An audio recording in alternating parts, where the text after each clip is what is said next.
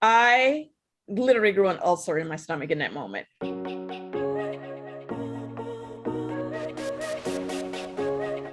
Was there ever any drinking rules while filming? There were never any drinking rules, but I always wanted a drink when filming. I think I drank the most during filming.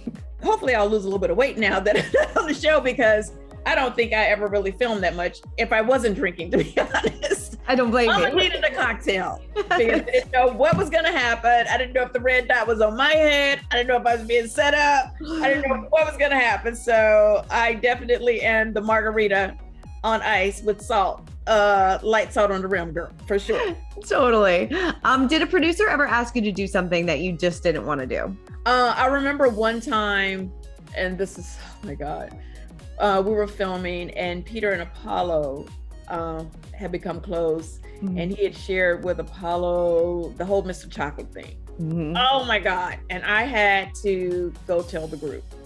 And I felt so bad. And they were telling me, we're not scripted or anything like that. But obviously they put us in situations because otherwise we would like just sit there and talk about what clothes we were in the whole time. So we have to create a show. And I remember my showrunner at the time, Carlos King, he was like, in this scene at some point, you need to let Phaedra and the group know what Apollo told Peter about Mr. Chocolate. I literally grew an ulcer in my stomach in that moment. It was so difficult for me, and everyone knew we were there for a reason. And I just didn't, I was like, maybe the electricity will go off. Maybe there will be a hurricane or tornado, and I won't have to say this. I was like praying for any natural disaster, anything to happen to make the scene stop. And unfortunately it didn't. And I had to drop it. And I remember looking at my phone, my phone would be buzzing. I'd be like, drop the bomb. Be like, oh my God, I can't do it. And Phaedra was so freaking nice to me that day. As soon as I saw her, she's like, oh, hey, Cynthia, you look so pretty. I love your sweater. Your hair looks so pretty. And I was like, stop being nice to me. I have to drop a freaking bomb in a minute. So it was torture for me. And I felt so freaking bad. I was like, oh my God. So finally I was like, Peter said that Apollo told him that you were dating someone named Mr. Chocolate. There, said it. Oh my God. And everyone was like killing me in the interviews. I was like, that was the worst bomb dropping of all time. Anyway. And that's when you realize, I don't enjoy, even for television, I don't enjoy hurting people's feelings. I don't like it. So I never could be a villain on the show. That's just not who I am. Even for TV, I'm just not cut from that cloth. That was the worst. I'll never forget that. I was like, oh my God, please don't. And I remember after Carlos came over, he was like, that was the worst bomb dropping in the history of Housewives. I was like, thank you. Don't ask me to do anything else. I don't want to drop any more bombs. Let me just do events and have fun and be like a girl's girl. That's hysterical. I love that. That's such a great story. That's awesome. Oh my God. So funny. Biggest regret from your time on the show? Honestly, I don't really have any regrets. I can't say that I did anything that I was not okay to do. I felt like I did, again, everything my way. I felt like Bravo really gave me a really fair shake on the show. I think I was, mostly painted in a very positive light because this is who I am. So I have lessons, but I don't have regrets. That's good. Did you ever want to have a Bravo, Bravo, Bravo moment? Well, first of all, I didn't know that was a thing.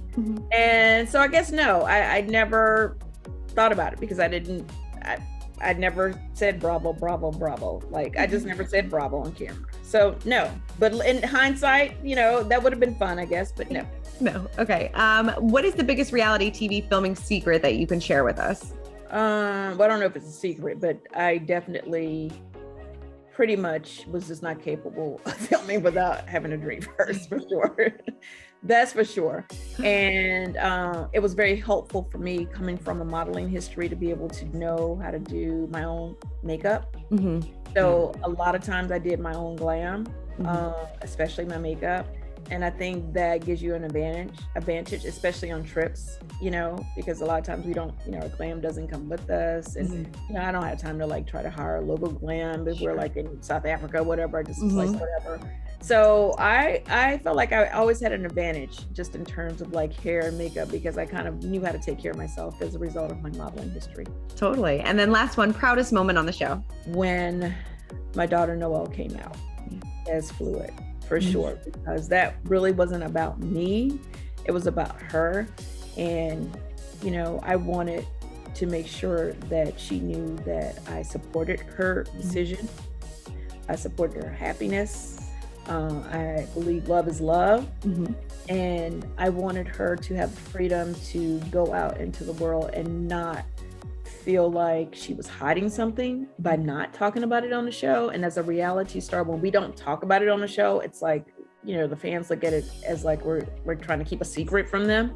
And that was not the case. I'm so incredibly proud of Noelle. She's out here in LA with me. She's killing it. Well, she has her own place, excuse me.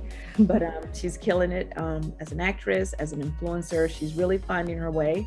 And I will say, you know, there's a lot of moments that we shared together, even when she was a little girl on the show. She was always a little like wise beyond her years.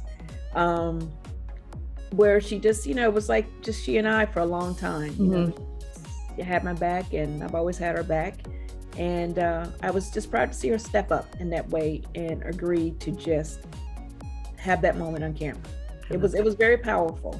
Apparently there's a lot of fluid kids out here now. So had a lot of mom and dads calling me, thanking me because they honestly didn't know how to deal with their own situations with their own kids. And for some reason, when Noelle and I talked about it, and I guess the way I handled it, it made it a little easier for other parents to have that conversation with their children and embrace it and try to understand it.